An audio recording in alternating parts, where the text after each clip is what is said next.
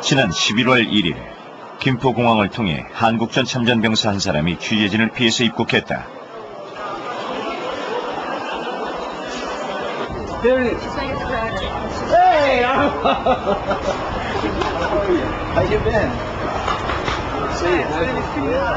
에드워드 데일리, 한국전에 참전한 이후 49년 만의 방한이었다.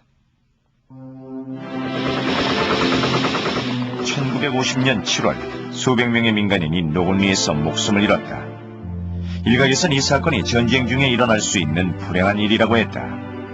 데일리는 그때 기관총 사수로 현장에 있었다. 선생님들이 대한민국 대변에서 얘기해야 그런 거. 침묵 속에 데일리가 입장했다. 앉아있어.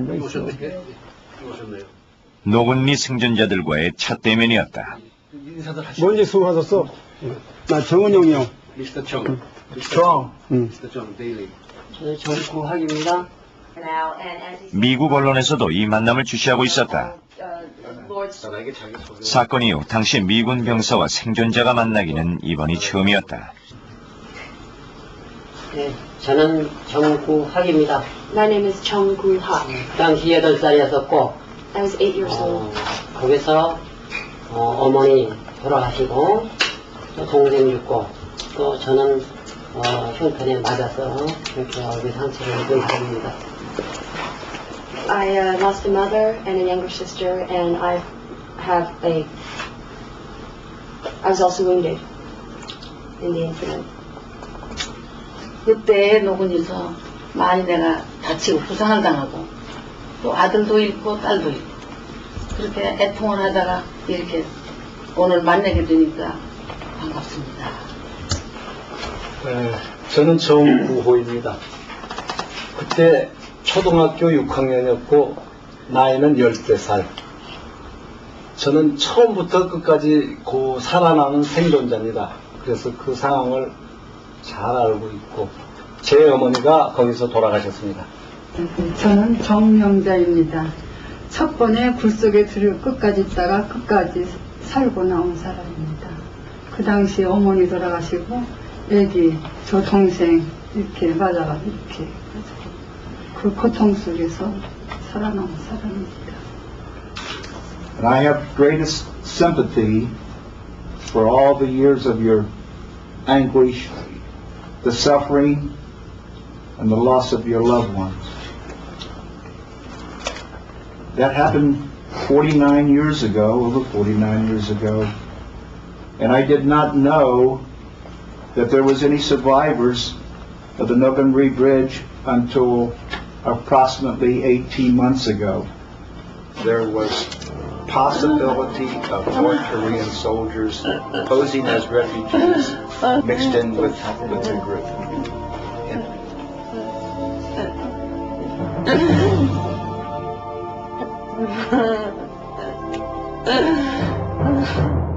(49년) 전 노곤리에서는 어떤 일이 일어났을까?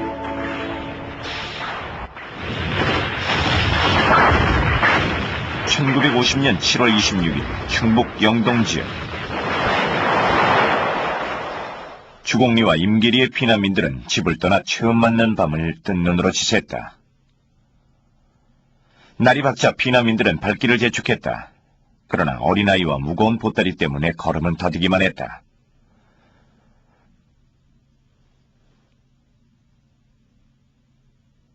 바로 이웃 동네인 노곤리까지 가는데 반나절이나 걸렸다. 정오경 노곤리 철로에 이르렀을 때 갑자기 미군이 진검사를 한다며 그들을 가로막았다. 철로를 따라 500~600명의 행렬이 길게 줄지어섰다. 피난민들은 더위와 허기로 몹시 지쳐 있었다. 앉아 시간이었는데 저 밑에서는 불을 떼고 밥을 해먹는 사람도 있었고, 그래 상황 같다란 말이야. 우리는 앞에서 밥도 못해 먹게 하고 꼼짝 못하고 물도 못 먹어가지고 꼼짝 못하고 이렇게 땅 가두더라고요. 그래서 이거 우리는 우리는 설마 죽이기가 했거나 이렇게 느낀 거지 이제 말을. 피난 시킨다니 무슨 거시가 있는 게 비다. 이제 우리는 그렇게 이제 생각을 한 거지. 짐 수색이 끝나고도 미군이 길을 터주지 않자 피난민들은 밥을 해먹거나 철로병 그늘에서 아이를 재웠다.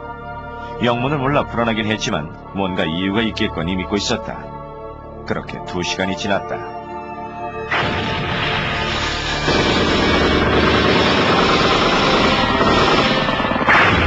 난데없이 미군 전투기가 폭격을 시작했다. 폭격과 기관총 소리가 10여 분간 계속됐다. 철로 위에 길게 늘어선 피난민 대열은 몸을 숨길 곳이 없었다.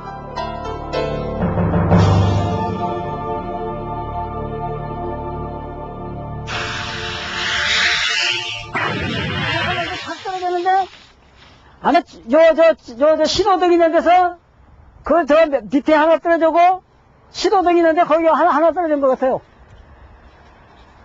두 개가 떨어졌는데. 사람들만 모이는데 고기만 대고 한 거예요. 우리 작은 집 짓고 여섯 집 이게 사람이 있는데 폭격을 한 거예요. 사람을 대고. 다른 데는 포기. 다른 데는 안 하고 사람 보고 폭격을 한 거예요. 뭐 딴 거 아무것도 없습니다. 무슨 뭐 위협다 이런 한 것도 아니고 사람 보고 폭격을 2개 떨어치고 그거 한 10분 정도 계속 폭격을 했습니다. 하늘이 하얘서 이렇게 깜깜하게 없어져서 이렇게 바라보니까 피체가 그냥 쫙 깔렸어요. 철로에. 철로는 완전히 파괴되었고 그 위로 시신이 즐비했다. 부상자도 적지 않았다. 이만한 국대머리가 꽉 밀어더니 여기를 꽉 세려고 막 팍 세려가지고 내 머리가 이렇게 됐었어요. 말하자면은 이제 내 기억이 그래 나요. 그렇게 하는데 눈이 쑥 빠져가지고 덜렁덜렁해요. 막 피가 절절절절절절절 흘러. 예, 여기서 그랬어요. 나는 여기서 그랬어요. 그래, 그러니 막 전신이 막 피가 절절절절 흘러요. 그래, 엄마 그때는 지금 이제 엄마지 어머니도 아니고 어머니라 했어. 어머니 나의 눈이 빠졌는데 어머 이거 어떻게 우려 이러면 막 울으니까 우리 엄마가 그래요. 어머니가 나의 다리를 전부 다 맞아가지고 팔도 내미들 못하니 네가 띠내뿌리고 여기 엎드리라 자꾸 이러더라고. 나도 죽겠다 이래야. 근데 이거 얼마나 띠내뿌리한 게 겁이 나서 못 띠내뿌려. 덜렁덜렁 해가지고 있는데 그래서 내가 이렇게 기억할 때는 당시 폭격으로 양혜숙 씨는 왼쪽 눈을 잃었다. 그 후 의연을 한 채 평생을 불구로 살아왔다.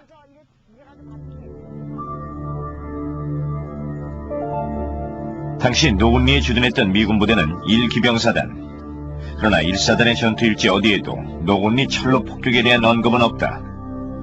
그렇다면 당시 공습은 1사단과 무관하게 이루어진 일이었을까?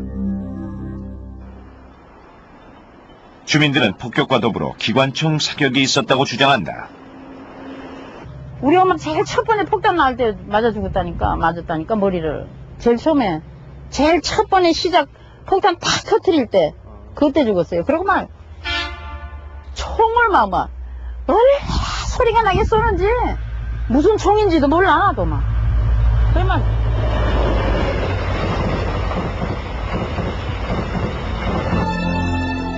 총탄이 빗발치는 가운데 피난민들은 뛰기 시작했다.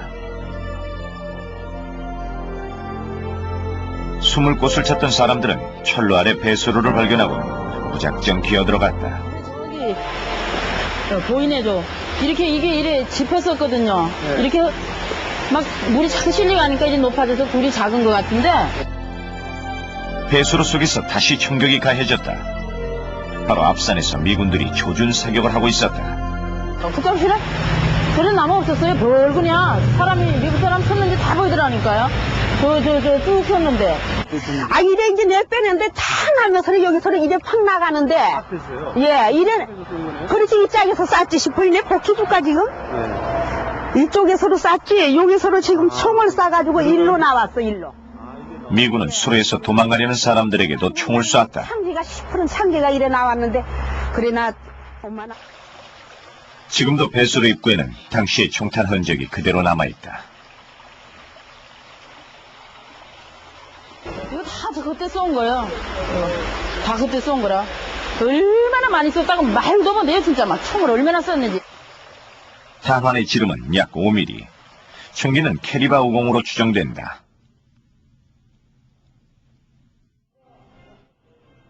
캐리바 50은 비행기 격추에 주로 사용되는 기관총이다.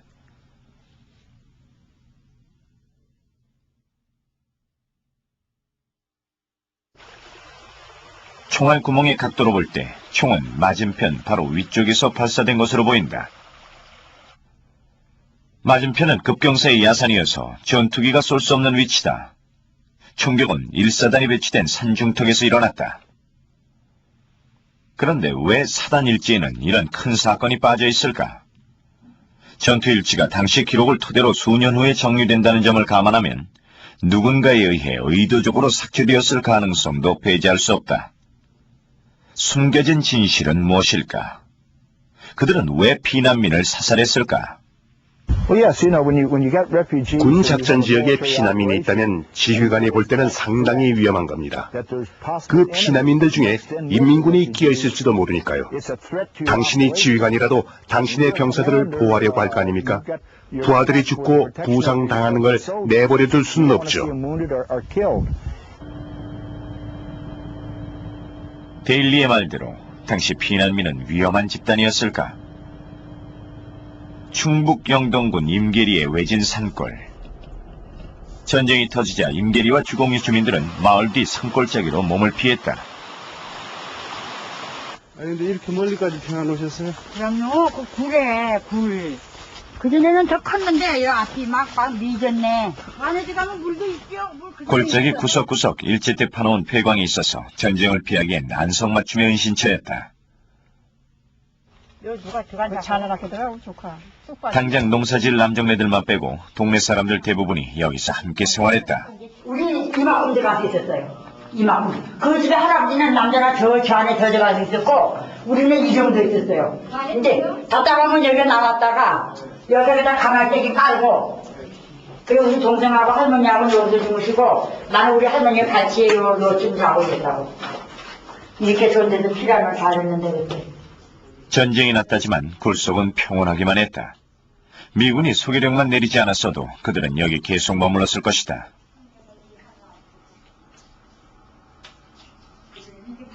그날 그 나가는 날 해 그러면 이제 우리 아버님이 오시더라고. 지게를 주고 우리 할머니 저러 오시더라고.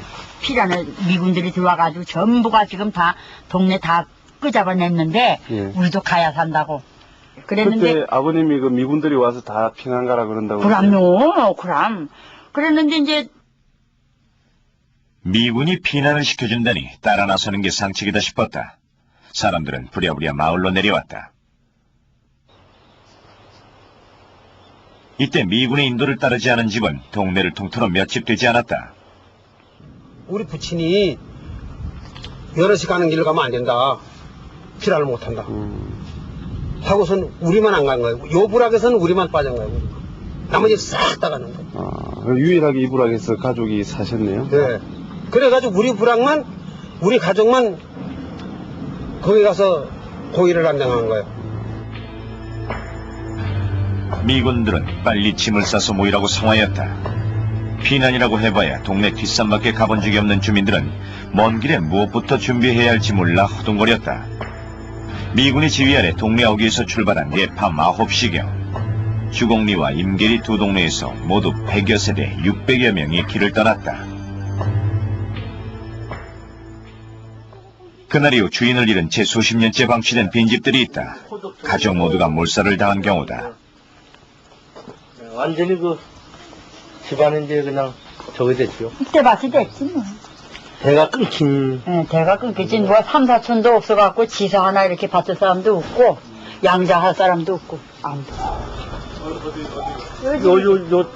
여간데 여기 집이 다 쓰러져가지고 이제 이렇게 밭을 쓰고 이제 집이 유적으로 있었고. 사망 신고할 가족조차 남지 않아 100살이 넘도록 호족에 살아있는 걸로 기록된 사람들도 있다. 그 뒤로 넘어간 사람들은 다 괜찮을까? 동네 어디를 가도 그때 가족을 잃은 사람들을 만날 수 있다. 일로 간 사람만 미군을 따라 나선 사람 중에 절반 이상은 돌아오지 못했다. 하나도 안 다쳤지 뭐. 10명 중에서 4명 죽었습니다. 4명 죽고. 저는 어머니 돌아가시고 4살 배기 조카 하나 죽고 또 거기 가서 올케가 애기 나가지고 죽고요. 또 아버지 총 맞아가지고 그래 고생하시고. 영케 살아남은 사람도 무사하지 못했다. 총탄에 코가 떨어져 나간 정구학 씨는 평생 전쟁의 상처를 지고 살아야 했다. 이 미군이 만약에 그때 적대시됐거나 미군이 무서웠거나 그랬으면 다 도망을 갔는데 그쪽에서 안 나오고 다 도망가면 다 살았는데 미군을 믿었기 때문에 따라 나왔다가 전부 다 죽었으니 이게 어떤 계획적인 살상이 아니냐 이런 생각이 든다. 이제 그런 계획에서 죽인 거지요. 그런 생각이 들어요. 이제서 나올 때부터.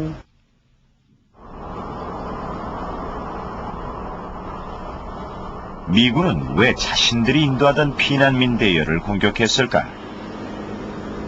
당시 참전했던 미군을 찾아갔다. 제일 먼저 만난 사람은 리핑컷이었다. 그는 당시 1사단 회의 소대장으로 노군리에 있었다.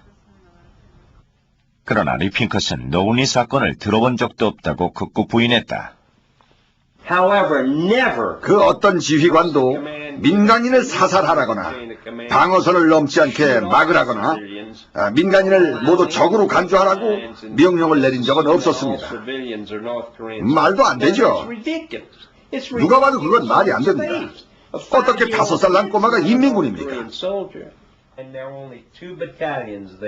그러나 리핑컷의 얘기 속에서 우린 중요한 단서를 잡을 수 있었다. 당시 노군리에 배치되었던 7연대 2대대의 부대 편성에 관한 정보였다. 제가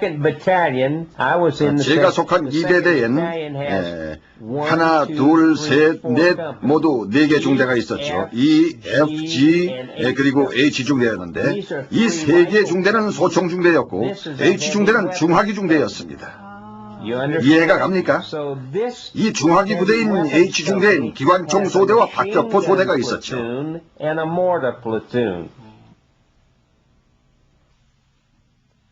노군리 배수로에 박힌 총알은 5mm 기관총탄. 7연대 기관총 부대인 H중대는 노군리 사건과 직접적인 관련이 있을 듯했다.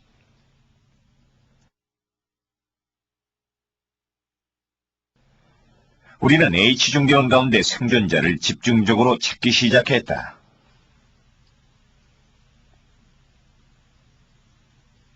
그 가운데 한 사람이 조지 프리스였다. Well, there was many of them coming this way, and we were never told to shoot them. 그때 당시 많은 피난민들이 오고 있었는데 그들을 사격하라는 명령은 듣지 못했습니다. 저지하라는 명령만 받았죠. 그래서 피난민들을 막았고 그리고 다리 아래로 피신을 시켰던 겁니다. 애를 등에 업은 여자가 있었는데 애가 소리를 지르면서 계속 울더라고요. 그래서 애한테 무슨 일이 있는가 싶어 봤더니 그 안에 무전기가 숨겨져 있었습니다. 무전기가 애 업은 포대기 안에 있었다고요. H중대의 기관총 사수로 철로 위에서 피난민을 검문했던 제임스 컨즈도 같은 증언을 한다. 어떤 피난민 여자는 소형 무전기를 등에다 감추고 있었습니다. 그때 말이죠. 인민군은 아이업은 여자들 등에 수류탄을 감추도록 하곤 했습니다. On the A-frames, I guess they call them. 컨즈는 당시 피난민을 위장한 인민군이 적지 않아 그들을 색출하는 데 고심했다는 얘기도 들려줬다. 그것뿐이지 무고한 양민을 죽인 적은 없었다는 것이다. 주민들도 철로 위에서 미군에 의해 짐수색을 당했다고 말한 바 있다.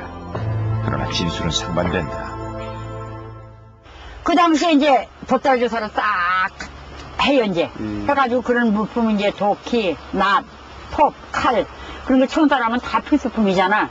나무도 해야 되고, 깽이도 가져가서 뭐라도 해야 되고, 이러니까 가져간 그런 거 전부 다 미군들이 압수해가지고 갔다. 주변에 이제 수상한 사람도 없었고. 아무도 없었어요. 이대리하고 지구군의 사람들 뿐이라. 이제 거기 피난, 고피라는 뿐이니까. 거기 딴 데로 왜 제일 좋은 친척들인데 피난하는 사람들, 그 사람들. 주민들은 그때 짐수색에서 압수된 물건이 농기구와 부엌칼 뿐이었고 수상한 외지인도 보지 못했다고 했다. 여자가 등에 무전기를 감추고 있는 걸 직접 봤습니까? 직접 본 건 아니고요. 전 그때 기관총을 설치하고 통신망을 가설하고 있었는데 여자 등에 무전기가 있더라는 소문을 들었죠. 그런 얘기에 우린 모두 겁을 먹었습니다. 아마도 후방에서 있었던 일일 겁니다. 그들은 전해 들은 소문을 말하고 있었다. 당시 1사단 일지에도 비슷한 얘기가 적혀있다. 피난민 중에 임산부와 아기가 있었다. 수색을 해보니 그 여자는 임신한 게 아니고 소형 무전기를 감추고 있었다. 보고 날짜 7월 24일. 그러나 주민들이 검문을 당한 것은 이틀 후인 26일이다. 이때 무전기가 나왔던 얘기는 미군들의 착각이거나 거짓일 가능성이 있다. 그러나 컨지는 이것뿐만이 아니라고 한다. 북한군 탱크가 밀려오고 있었는데 우리는 탱크가 없어서 우리 공군이 그때 구해준 겁니다. 인민군 탱크를 포격하기 위해 비행기 공습을 했다는 것이다. 패터슨도 이에 동의한다. 노군리 사건 말이에요. 거기에 대해서 기사 나온 걸 많이 봤습니다.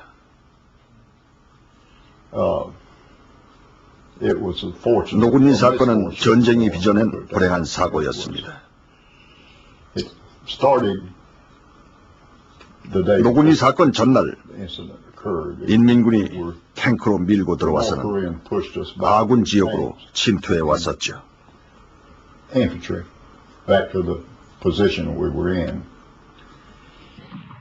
그때 노군리 철로의 피난민 뒤로 인민군 탱크가 있었고 미군은 당시 탱크에 대적할 무기가 없었기 때문에 비행기 폭격을 가했다는 것이다. 그때 당시에 2대의 탱크가 있었는데요. 탱크 한 대는 불과 몇 킬로 전방에서 철로를 따라 다가오고 있었습니다. 인민군 탱크 말입니까? 인민군 T-34 탱크였죠. 2대였는데 아군 지역에 포격을 가했죠.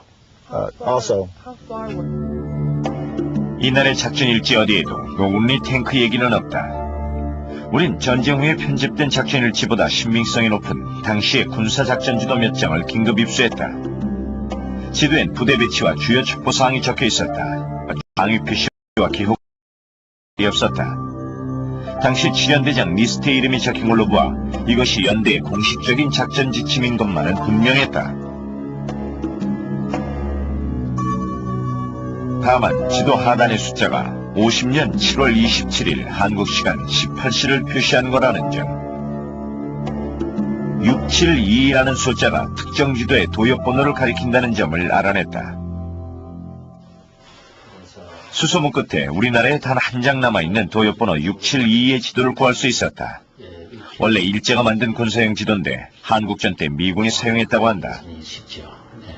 지도 시트 번호가 6722의 1번. 군사평론가 정창인 씨에게 작전지도 해석을 의뢰했다. 그러면 이 지도는 27일 11시 30분에 작성한 상황도인데, 이제 여기 좌표가 있으니까요. 여기 84 지역이고, 또 94 지역이죠.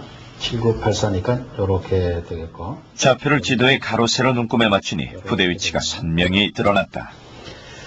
지금 이제 여기가 노건리입니다. 근데 노건리가 짐작대로 노건리 철로위와 도로변에는 7연대 1대대와 2대대가 포진하고 있었다. 특히 핵심적인 대목은 지도 한 구석에 적힌 주요 첩보사항이었다. 2대대가 주둔했고, 그러면은 이게 이제 27일 아침 8시 45분에 영동에 수백 명의 적이 나타났다는 첩보가 기록되어 있고요. 영동이면 여기죠. 여기 수백 명의 적이 나타났다. 예, 그렇게 기록이 되어 있네요. 철로 폭격 다음 날인 7월 27일에 가서야 영동에 인민군이 나타났다는 첩보. 하지만 미군들은 한결같이 폭격에 있던 26일 날 탱크를 봤다고 증언했다. 그렇다면 이제 이 첩보 보고가 좀 문제가 있죠. 왜냐하면 탱크가 출현했다면은 말이죠. 탱크가 나타났다는 것이 더 중요한 첩보가 아니겠어요? 수백 명의 적군이 나타났다는 것보다는.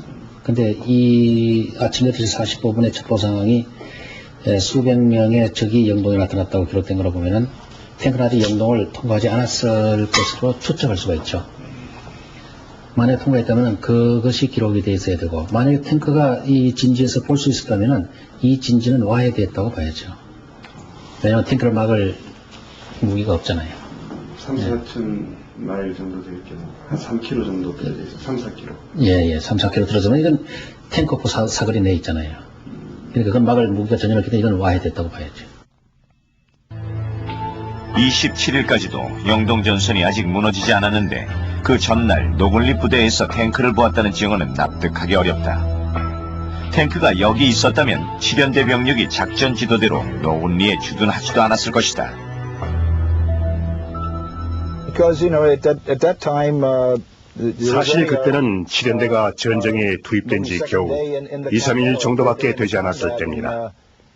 경험이 없는 우린 굉장히 당황했고 두려웠고 일종의 정신적 공황 상태에 빠져 있었죠.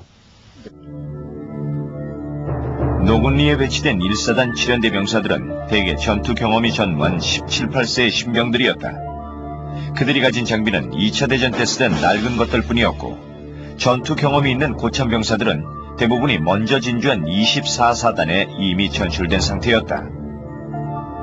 한국으로 오는 배 안에서부터 귀에 못이 박히도록 들은 말은 인민군이 곧잘 흰옷을 입고 민간인으로 위장을 하니 조심하라는 얘기였다.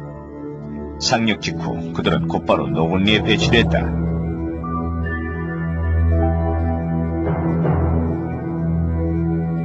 폭격이 있던 26일까지 그들은 인민군과 교전을 치러본 일도 없다.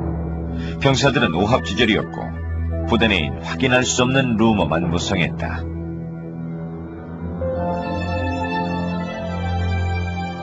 다시 7월 26일 상황으로 돌아가보자. 철로 위에서 폭격을 당한 피난민들은 노군리 쌍굴다리 안으로 모여들었다. 총격을 피해 스스로 내려온 사람도 있었고 미군의 인도로 끌려온 사람도 있었다. 그로부터 3박 4일 동안 골다리 안에서 믿기 힘든 일들이 벌어졌다.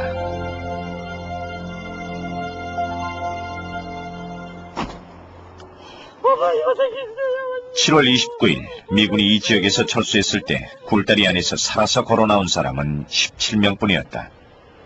지금까지 공식 접수된 노군리 사망자는 철로위 폭격 희생자를 합쳐 122명. 그러나 실제 규모는 이보다 클 것으로 보인다. 당시 부패에서 알아볼 수 없는 시신은 인근 주민들이 묻어주었다. 그런 무연고 시신만도 어림잡아 수십 구. 원래 굴다리 안에는 몇 명이나 있었을까? 아이고 딱 샀으니까 몇 명이라고도 얘기를 뭐야. 오죽하면 저걸 못 들어가고 여기 있었다니까. 우리 식구는 제일 마지막 내려와갖고. 모래밭인데 이쪽에 모래밭인데 전부 다 사람이 여기 꽉 들어차고 내가 맨 이쪽가에 여기 앉았었죠. 동생은 여기 있고 어머니는 앞에 있고. 피난민들은 노군리 굴다리로 내려가는데 굴속이 꽉 차 있었습니다. 아마 한 200여 명쯤 됐을 거예요. 원래 쌍굴은 모래바닥이었다. 가물었을 때라 물도 별로 없었다. 길이 23m의 굴이 사람들로 찼다면 최소한 200~300명 이상이었을 것이다. 미군들이 현장에 그날 여기 들어오고서 4시 반쯤에서 여기를 왔단 말이에요. 장교 차림에 그 미군 그 군인이 완전 무장을 하고 그때 이게 지금 없었어요. 지금 저 보가 요 위치까지 왔어서 미군 여기 와서 이제 여기 살폈단 말이에요, 안에를. 그래 내가 그때 우리 사촌 누님이 그 초등학교에 있었어요. 그 좀 안단 말이에요. 피난민들은 학식 있는 젊은이들을 앞세워 미군과 대화를 시도했다. 여기엔 민간인들 뿐이니 쏘지 말라고 호소하기 위해서였다. 수위를 보고 말이야 나가서 매달리라 이랬거든. 저 사람들한테 남아시켜달라고 매달리라 말이야. 그래 이제 그때 아가씨 셋이 가서 이제 미 장교한 매달렸지. 살려달라고 말이야. 그 말이 안 통하지만 이제 지금 나도 옆에 가 섰었단 말이에요. 어떻게 하는가 보려고 말이야. 그때 이제 우리 형님이 와서 봤단 말이야. 그러니까 그때 그 사람들은 얼굴에 전혀 살기가 없어요. 아주 참 불쌍하게 여기는 그런 차림 모습이라. 그러면서 하는 소리가 하고 가면서 하는 소리가 우리는 상부 작전 명령에 상부 명령에 따릅니다. 이런 식의 얘기를 하고 갔어요. 작전 명령은 신속하게 집행됐다. 기관총 부대가 골다리를 포위했다. 그 다음에 우리한테 내려진 명령은 양쪽 굴 입구에 기관총을 설치하고 단 한 사람도 나오지 못하게 하라는 것이었습니다.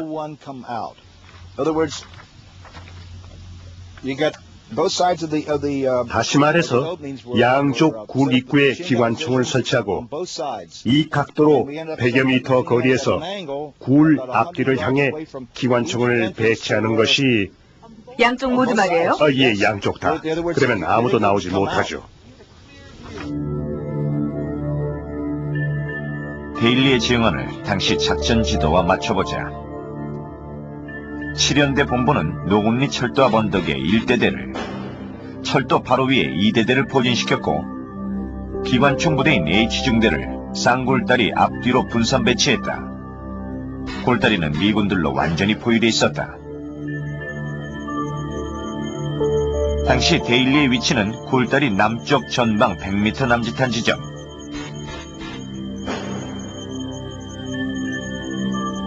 철로 위에도 기관총이 설치되었고 맞은편에는 같은 중대원인 기관총 사수 컨지가 있었다. 그런데 미군은 여기서 색다른 주장을 한다. 우란에서 총탄이 발사되면서 번쩍하는 걸 봤고요. 총소리도 들었습니다. 몇 발이었죠? 아마 3발이었을 겁니다. 그날 먼저 총을 쏜 건 굴 안쪽에서였습니다. 우리 쪽에서가 아니라 피난민들 쪽에서 먼저 우리 H중대에 사격을 가했지, H중대가 먼저 사격을 가한 게 아닙니다. 일제 사격은 20분간, 잠시 사이를 두고 다시 10분간 이어졌다. 기관총마다 250발의 탄띠가 모두 동인할 때까지 총격은 계속됐다. 미군이 보인 것 같아요. 여기서 길에서 저 길에서 미군이 보인 것 같은 후는 막 집중적으로 떨어지는 거예요. 그러니까 어머니가 여기 못 있겠다 이러면서 딱 일어나는데 일어났는데 이게 탁 치더라고요. 그래서 탁 꼽아요. 그래서 나도 두루 있다가 일어나려고 이걸 꼽아버리는데 나서 탁 치는 거예요. 파편이 아니고 담배 그 꽁초에 지금 저 물어보시면 다 알지만 그 시신 안 쓰는 사람들은 별로 산 사람이 없을 거예요. 다 시신을 덮어가지고 있는 사람이 주로 많이 살았어요. 이래가지고 이제 배를 이제 깔고 이제 막, 그리고 막 이래가지고, 이제 막 죽은 사람을 막 이래 끄댕기고, 이래 끄댕기고, 이래 끄댕기고, 막 이래가지고, 이래, 야, 온갖이 타란이 떨어져야지, 막, 하지, 하지, 막. 미군 주장대로 골다리 안에서 먼저 미군을 향해 사격을 가했을까? 하지만 주민들은 굴 안에 무기를 가진 사람은 없었다고 주장한다. 그때 모일 때는 여기 참, 시원찮은 사람들만 다 모인겨. 어리가고 등신들, 이제 노인들, 애기들, 그런 사람밖에 모일 수밖에는 없지. 이제 빠ጭ한 사람은 산으로 튀고, 뭐 저리 튀고, 이리 튀고, 뭐도 튀으니까. 다 이미 이렇게 돼, 여기 다 저놈들이 딛고 가서 또 죽인다는 거를, 뭐 알아챈 사람은 알아챘대야, 느낌에. 그 도망갔으니까 그런 사람밖에 있을 밖에는 없잖아. 미군이 오라 한다고 진짜 내려와가지고 아무 적어도 없이 진짜 선량한, 그래도 오다가 그랬는데 뭐가 있어요? 있는 거리랑 그 거짓말이고, 무기는 뭐니 이런 것도 다 거짓말이에요, 진짜. 데일리가 보기에도 굴 안엔 여자와 아이들이 대부분이었다. 피난민들을 향해 기관총을 겨냥하고 있을 때 반대편에 있던 연락병이 와서 피난민들을 모두 쏘아야 한다고 말했습니다. 그래서 대체 누가 그런 명령을 내린 거냐고 물었죠. 그리고 그 여자와 아이들도 쏘아야 하느냐고 했더니 모두 죽여야 한다고 하더군요. 26일 일제 사격 이후에도 총격은 계속됐다. 살아있는 기척이 눈에 띄면 여지없이 총탄이 날아들었다. 그럼요, 움직이고 쏘고, 어떤 주공이 큰애기 하나는 선생이랴, 중신의 집에 그 선생인데, 막 지하라고 여기 나와서가지고 하느님 아버지 살려주시오, 살려주시오. 이제 빌어 이제, 기독교인이랴. 물론 이제 믿는 사람은 믿는 마음이 있잖아. 그렇게 사람들이 전현이 사람 다 죽인다고 얼른 안 보았느냐고 감을 질러. 그래서 하는 생각에 그만 막 총으로 탁 쏴가지고 죽더라고. 서기만 하면 죽는 게 나오기만 하면 죽는겨. 전미를 막 울고 그러니까 사람들이 굴까지 데리고 갔는데 하도 시끄럽게 막 여기저기서 난리라서 우리 아버지가 그냥 물에 빠뜨렸다니까. 물에다. 우리 자식 하나 없애는 게 낫다고 사람들이 여기저기서 막 시끄럽다고 막 무슨 소리만 나면 사람 산 줄 알고 총으로 쏘고. 그러니까 물이 없으니까 그 사람들이 물 먹고 죽으면은 거기 죽으면 피를 토한단 말이지. 그러니까 그 물이 말이야, 위에 성장 썩은 물이 말이야, 이런 정도로 그 응고돼 있었어, 피가. 그거 그래 먹었다니까. 굴 속은 지옥이었다. 목이 타도 시신 속에 엎드려 핏물을 삼켜야 했다. 삶은 죽음보다도 처절했다. 병사 몇 명이, 그러니까 짐 컨스가 굴다리로 내려갔습니다. 굴 속에서 무기 몇 개와 피난민 복장을 한 인민군 시체 몇 구를 발견했습니다. 그리고 수통과 소총 3정, 구원총 등도 발견했다고 했습니다.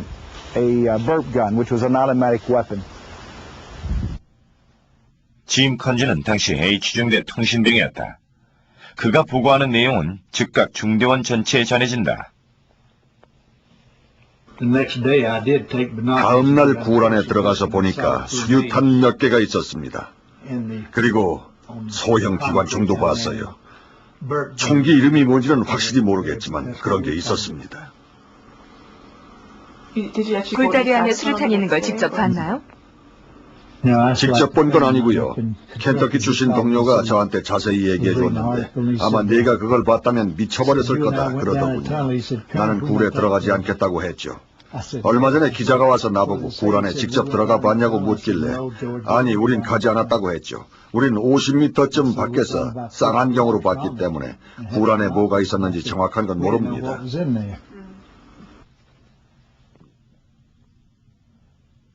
디트로이트 외곽의 허름한 아파트. 당시 현장에 있었던 또 다른 미군 병사 플린트는 아무리 전화를 해도 받지 않았다. 그가 집을 비운 것인지 아니면 일부러 취재진을 피해 전화를 안 받는 것인지. 우린 무작정 그의 집을 찾아갔다.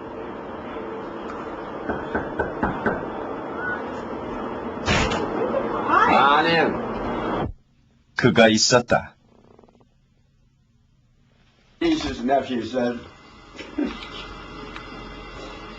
I can't forget. I pretty killed my nephew in the room after 17 months in the hospital. You spent 17 months in the hospital? Because of Parkinson's? No? I got hit You got hit? Where? in Korea. In Korea? So they wanted me to turn down my pay. I turned down the pension. They offered me $289. But I seen a lot of my friends die. 플린트는 여전히 과거의 전쟁터에 머물러 있는 듯했다. 인디언 혈통의 그는 50년 전 1기병사단에 입대, 한국전에 참전했다. 그것은 그의 운명을 완전히 뒤바꿔 놓았다. You remember this. This is a day that you remember. Shut up. I don't want to see it. You don't want to see it. There's something you... Yeah. Buddy... I don't want it brought back to me. Okay. Do you remember this? Oh. Do you remember? Do you remember? Were there... But I wouldn't... I didn't want to shoot nobody. I'm sure you didn't. I'm sure you didn't. I'm not blaming. No one's blaming you. They said, the officer said, well, you ain't got no sergeant stripe. I said, I don't give a rip. And I told the rest of them, shoot them if you want, but not me. Were you inside the tunnel? with the people? Yeah. 플린트는 그때 굴다리 아래 피난민들과 함께 있었다. I remember them people crying. Mm-hmm. They said, we're going to shoot you? I said, I'm not going to. Just that day, what was happening inside the tunnel? What do you remember? Everybody was trying to help everybody. 하지만 잠시 후 플린트도 그들을 향해 총구를 겨눠야 했다. 그는 요즘도 악몽에 시달린다고 한다. On July 26, 1950, in at the Noganli Bridge, were there North Korean soldiers inside?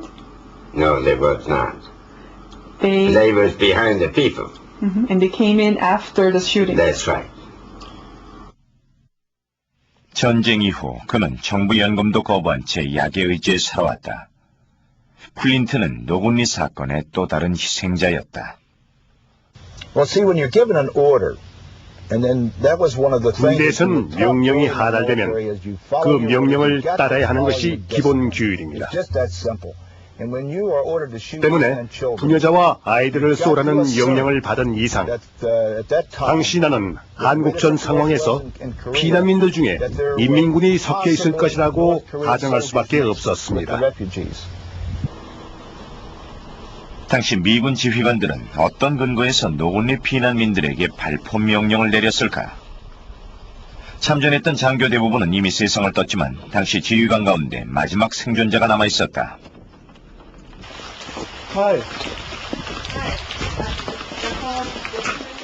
허버트 하이어 중령. 그는 당시 노곤리 방어를 맡았던 7연대 2대대의 책임자였다. 노곤리 사건은 미군 측 주장대로 교전 상태에서 불가피하게 벌어진 일이었을까? 그게 사실이라면 우리는 그에게서 충분히 납득할 만한 설명을 듣고 싶었다. 하이어는 노곤리 사건 직후 석연치 않은 이유로 2대대 지휘관에서 해임된 바 있다. I'm sorry that I can't do better than that, but you can see that I am not. I'm pretty shaky and. 그는 건강상의 이유를 들어 답변을 회피했다. I'm just sorry that I can't. It's fine. It's okay. 계속해서 그는 같은 말을 반복하고 있었다. Yeah. Thank you. Might say, Yeah. no, I haven't done anything for you, but I'm just not in the position that I can right now. If you call me. 결국 하이어는 입을 열지 않았다. 그는 이미 88세의 고령이다. 그마저 세상을 떠난다면 진실은 영원히 묻히고 말 것인가. 그러나 감춰진 진실을 밝힐 수 있는 또 다른 열쇠가 있었다. 당시의 작전 지도를 다시 펼쳐들었다. 27일 아침에 첩보가 들어오기를 영동에 수백 명의 이제 북괴군이 나타났다는 것이니까 아직 영동 전선은 붕괴되지 않았다고 봐야 될 것 같고 이제 막 붕괴되기 시작한 게 27일 아침 아니겠습니까? 이제 그 당시에 아마 이 7연대가 진지구출을 아마 시작하고 있었던 것 같아요. 그렇다면 그 당시에 피난민을 통과시킬 수 있는 여유가 충분히 있는 시간이라고 보여지잖아요. 근데 피난민들을 굴다리 밑에 넣어놓고 일체 전선 통과를 못하게 한다는 명령을 내리고 양쪽에서 기관총 사수가 굴다리에 있는 피난민을 적으로 가져가고 쏘았다는 건 이제 이해가 잘 되지 않죠. 작전 지도로 보면 27일까지도 주 전선은 영동읍이었다. 폭격과 일제 사격이 있던 26일 오후 노곤리는 전투 지역에서 완전히 비껴서 있었다. 영동에서 12km나 떨어진 후방 골다리에 피난민이 억류되어 있을 때에도 노곤리는 교전 지역이 아니었다. 그 당시 어떤 피난민도 작전 지역을 통과시키지 말라는 명령이 하달되었습니다. 다시 한번 말한다. 피난민이 작전 지역을 통과하지 못하도록 제지할 것이며 그들을 적으로 간주하라.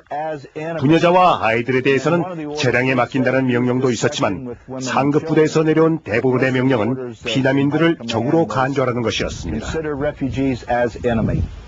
근데 거기에서 어떤 사람도 적으로 간주하라는 명령 자체가 이제 문제가 있는 명령이죠. 그게 예를 들어서 피난민이 있다는 상황, 그 다음에 피난민이 이 길을 이용할 수밖에 없다는 상황, 그 속에는 어린아이도 있고 여자도 있고 한 건데, 일체 다 적으로 간주하라는 이야기는 미필적 고의가 있다고 볼 수 있는 게 민간인도 사살하겠다는 이야기 아니겠어요? 그러니까 그거는 적절치 못한 명령이 아니면 이제 그런 생각이 들죠. 예. 피난민을 적대시하는 명령문은 도처에서 발견된다. 피난민 속에 인민군이 침투해 있다. 7연대장 미스터 대령.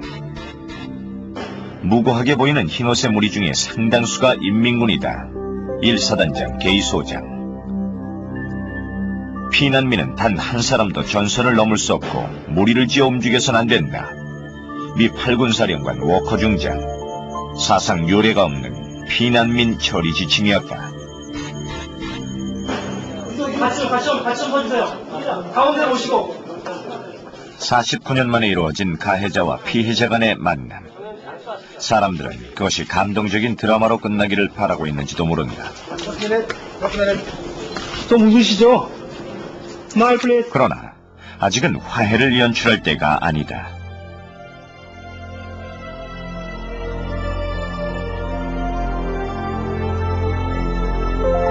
노구니 사람들은 2번 죽은 것일지도 모른다. 미군은 인민군이 두려워 그들을 죽였고 우리는 미국이 두려워 그들의 진실을 외면했다.